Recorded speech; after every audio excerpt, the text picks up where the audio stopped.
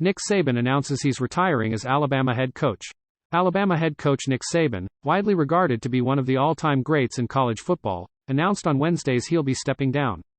Saban, 72, arrived at a bottomed-out Crimson Tide program in 2007 and within a few years had turned it into the winningest program of the 21st century, and one of the most successful of all time.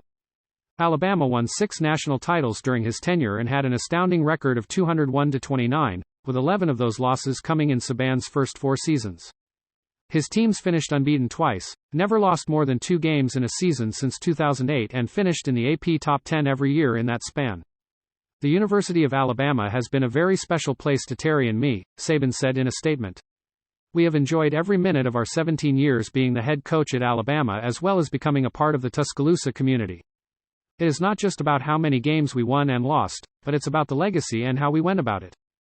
We always tried to do it the right way. The goal was always to help players create more value for their future, be the best player they could be and be more successful in life because they were part of the program. Hopefully, we have done that, and we will always consider Alabama our home. Saban arrived at Bama coming off a less successful tenure as head coach of the Miami Dolphins, whom he coached to a record of 15-17 over 2 seasons. In his first season in 2005, the Dolphins went 9-7, narrowly missing the playoffs after a slow start. But rumors about the Alabama job kept swelling during a 5-11 season in 2006, and shortly after a season-ending loss to the Colts, Saban agreed to go to Tuscaloosa. Although Saban spent 8 years as an NFL coach, including 4 as Bill Belichick's defensive coordinator with the Cleveland Browns, he's forged his legendary status in college football. Saban's first head coaching job in college came at Toledo in 1990, leading the Rockets to a 9-2 record.